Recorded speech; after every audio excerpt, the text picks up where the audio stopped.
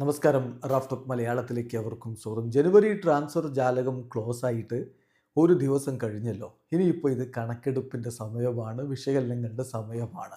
ബ്ലാസ്റ്റേഴ്സിൻ്റെ ജനുവരി ട്രാൻസ്ഫർ വിൻഡോയിലെ നീക്കങ്ങൾക്ക് നിങ്ങൾ എത്ര മാർക്ക് കൊടുക്കും?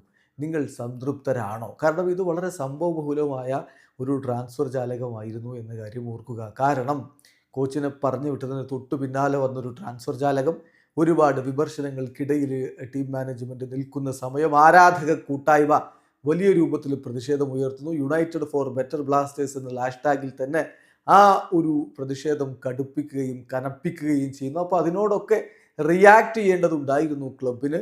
സോ ഇപ്പോൾ ട്രാൻസ്ഫർ ജാലകം അടയുമ്പോൾ എന്ത് സംഭവിച്ചു നമ്മളൊന്ന് പരിശോധിക്കുകയാണ്. തീർച്ചയായിട്ടും പ്രധാനമായിട്ടും ടീമിന് വിമർശനങ്ങൾ ഉണ്ടായിരുന്നത് ഡിഫൻസിലെ പ്രശ്നങ്ങളായിരുന്നു. ഗോൾ കീപ്പിങ്ങും ഡിഫൻസും അത് അഡ്രസ്സ് ചെയ്യുക എന്നുള്ളത് തന്നെയായിരുന്നു പ്രധാനപ്പെട്ട കാര്യം. ഇപ്പോൾ നമുക്കറിയാവുന്ന പോലെ മുന്നേറ്റ നിരയിൽ പ്രശ്നങ്ങളൊന്നുമില്ല. കോമെ പെപ്രയും ഹീസസ് ഹെയ്മനസും അഡ്രിയാൻ ലൂണയും നോഹ് സദോയിയും ഒക്കെ അടങ്ങുന്ന ബ്ലാസ്റ്റേഴ്സിൻ്റെ മുന്നേറ്റ നിര മികച്ചതാണ് എന്ന് തന്നെയാണ് എല്ലാവരുടെയും അഭിപ്രായം. പക്ഷേ ഡിഫൻസീവ് മിഡ് അതൊരു വലിയ പ്രശ്നമായിരുന്നു. ജേക്സൺ പോയതിനു ശേഷം ഡിഫൻസീവ് മിഡ് എന്നുള്ള പൊസിഷൻ വലിയൊരു പ്രശ്നമായി. ഈ സീസണിൽ നന്നായിട്ട് ആ ഒരു വിഷയത്തിൽ പണി കിട്ടുകയും ചെയ്താണ്. അതിനെയൊക്കെ അഡ്രസ്സ് ചെയ്യുക എന്നുള്ളതായിരുന്നു പ്രധാനപ്പെട്ട കാര്യം. അപ്പോൾ ട്രാൻസ്ഫർ ജാലകം കഴിയുമ്പോൾ ആ ഇഷ്യൂകൾ അഡ്രസ്സ് ചെയ്യപ്പെട്ടിട്ടുണ്ടോ, നമ്മൾ അതാണ് നോക്കേണ്ടത്. പുറത്തേക്ക് പോയവരെത്ര, അകത്തേക്ക് വന്നത് എത്ര എന്നുള്ള കണക്കെടുപ്പ് മാത്രം നടത്തുന്നത് കൊണ്ട് കാര്യങ്ങൾ അത്ര വ്യക്തമാവുമെന്ന് തോന്നുന്നില്ല. എങ്കിലും നമ്മൾ അതുകൂടി ഒന്ന് പരിശോധിക്കുന്നുണ്ട്. പുറത്തു പോയത് Rahul KP, Samkumar, Joshua Sotirio. അദ്ദേഹം സ്ക്വാഡിൽ രജിസ്റ്റർ ചെയ്യപ്പെട്ടിട്ടുണ്ടായിരുന്നില്ല.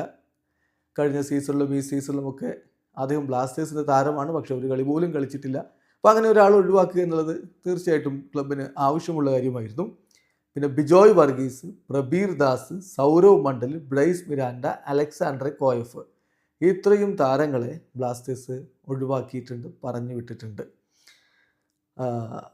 ഇനി പ്രീതം കൊട്ടാൽ, അദ്ദേഹത്തിൻ്റെ കാര്യം കൂടി പറയണം. പ്രീതം കൊട്ടാൽ അദ്ദേഹത്തെയും പറഞ്ഞു വിട്ടിട്ടുണ്ട്. ഇനി ബ്ലാസ്റ്റേഴ്സ് കൊണ്ടുവന്നിട്ടുള്ള താരങ്ങളോ, ഡ്യൂസൻ ലഗാത്തോർ. ഡിഫൻസീവ് മിഡ് എന്നുള്ള പ്രശ്നം അഡ്രസ്സ് ചെയ്യാൻ വേണ്ടി തീരുമാനിച്ചതിൻ്റെ ഫലമാണത്. പക്ഷേ അലക്സാണ്ടറെ കോയഫിനെ പറഞ്ഞു വിട്ടത് എത്രത്തോളം ശരിയായി എന്നുള്ള സംശയങ്ങളുമുണ്ട്. കോയഫ് അല്ല പോവേണ്ടിയിരുന്നത് എന്നുള്ള വാദം ആ സമയത്ത് ആരാധകർ ഉന്നയിച്ചത്. എന്തായാലും ഡ്യൂസൻ ലഗാത്തോർ അദ്ദേഹത്തിൻ്റെ പ്രൊഫൈൽ നോക്കുമ്പോൾ വളരെ മികച്ച പ്ലെയറാണ്. അദ്ദേഹത്തിൻ്റെ ആ ഒരു അനുഭവ സമ്പത്തും മികവും ഒക്കെ ബ്ലാസ്റ്റേഴ്സിന് വേണ്ടി പുറത്തെടുക്കാൻ കഴിയുകയാണെങ്കിൽ ഡിഫൻസീവ് മിഡ് പ്രശ്നം അവിടെ പരിഹരിക്കപ്പെടേണ്ടതാണ്. അദ്ദേഹത്തിന് ഡിഫൻസീവ് മിഡായിട്ടും CB ആയിട്ടും കളിക്കാൻ പറ്റും. പിന്നെ സെൻറ്റർ ബാക്ക് ഭാഗം ശക്തിപ്പെടുത്തുക എന്ന ഉദ്ദേശത്തിൽ ബികാഷ് യുംനാമിനെ കൊണ്ടുവന്നു. 21-കാരനായിട്ടുള്ള താരം, ഡൊമസ്റ്റിക് CB അദ്ദേഹത്തെ കൊണ്ടുവരുന്നു. പക്ഷേ പരിക്കാണ്, തുടക്കത്തിലെ അദ്ദേഹത്തിന് പരിക്കാണ്. അതൊരു ആശങ്ക ഉണ്ടാക്കുന്നതാണ്.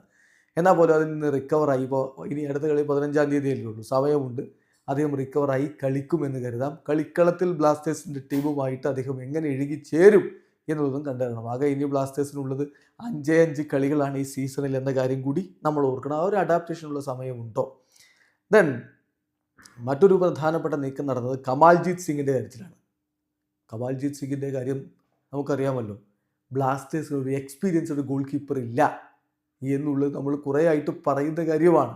സോ എക്സ്പീരിയൻസ്ഡ് ആയിട്ടുള്ള ഗോൾ കീപ്പർ എന്ന രൂപത്തിൽ കമാൽജീത് സിംഗിനെ കൊണ്ടുവന്നു. 29-കാരനായ താരത്തെ ഒഡീഷയിൽ നിന്ന് കൊണ്ടുവന്നു. പക്ഷേ അദ്ദേഹത്തിൻ്റെ സമീപകാല പെർഫോമൻസ് എങ്ങനെ, എത്ര അവസരങ്ങൾ അദ്ദേഹത്തിന് ഇപ്പോൾ ലഭിക്കുന്നുണ്ട്? സോ അതൊരു ചോദ്യമാണ്. ഇത് എക്സ്പീരിയൻസ് എന്നുള്ള രൂപത്തിൽ ആഡ് ചെയ്യാൻ വേണ്ടി മാത്രം കൊണ്ടുവന്ന പോലെ ആവുകയാണെങ്കിൽ അത് പ്രത്യേകിച്ച് ടീമിന് ഗുണം ചെയ്യില്ല. എന്തായാലും ഒരു എക്സ്പീരിയൻസ്ഡ് ഗോൾ കീപ്പറെ കൊണ്ടുവരാനും ശ്രമിച്ചിട്ടുണ്ട്. പിന്നെ സോങ്കുമാറിനെ പറഞ്ഞു വിട്ടല്ലോ. അതുകൊണ്ടായിരിക്കണം അടുത്ത സീസൺ മുതൽ ടീമിലേക്ക് വരാൻ വേണ്ടി 22-കാരനായിട്ടുള്ള ആർഷ് അൻവർ ഷെയ്ഖിനെ സൈൻ ചെയ്തത്. അദ്ദേഹം പക്ഷേ ഈ സീസണിൽ ടീമിനോടൊപ്പം ഉണ്ടാവില്ല. അമീർ റണവാഡയുമായിട്ട് പ്രീ കോൺട്രാക്റ്റിൽ എത്തിയിട്ടുണ്ട് എന്നുള്ള വാർത്തകളും ഈ ഒരു സമയത്ത് വന്നിട്ടുണ്ടായിരുന്നു. ഇതാണ് ഈ ട്രാൻസ്ഫർ ജാലകത്തിൽ ആകെ സംഭവിച്ചിട്ടുള്ള കാര്യങ്ങൾ. അപ്പോൾ ഇനി ആണ് നമ്മൾ പറയേണ്ടത് എന്തൊക്കെ സംഭവിച്ചത് എന്ന് വെച്ചുകൊണ്ട് team ശക്തിപ്പെട്ടുവോ? Rahul, Pritam, Sotirio, Bijoy, Coeff, സോമ്, Bryce, Prabir, Sourav, 9 പേര് പുറത്ത്. ബ്രൈസും പ്രബീറും സൗരവും ലോണിലാണ് പുറത്തേക്ക് പോയത്.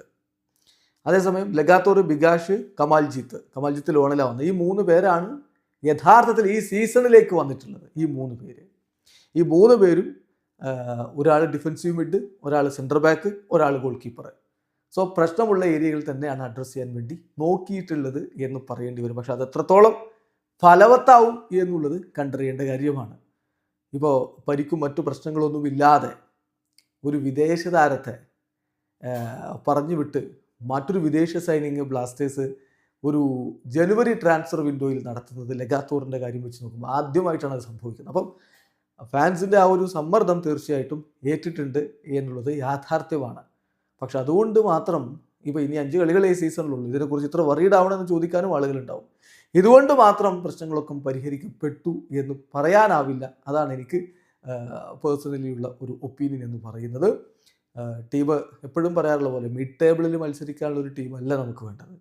കിരീടത്തിലേക്ക് പോകാൻ കെൽപ്പുള്ള, ഷീൽഡിലേക്ക് പോകാൻ കെൽപ്പുള്ള ടീമാണ് വേണ്ടതെന്ന് ആരാധക കൂട്ടം എപ്പോഴും പറയാറുണ്ടല്ലോ. അത് വെച്ച് നോക്കുമ്പോൾ ഇത് ഈ അവസാന നിമിഷത്തെ ചില പരിഹാര ക്രിയകൾ കൊണ്ട് എന്ത് ഫലം എന്നുള്ളൊരു ചോദ്യമുണ്ട്. എങ്കിലും ഒരു കാര്യം നമ്മൾ അംഗീകരിക്കാതെ പറ്റില്ല.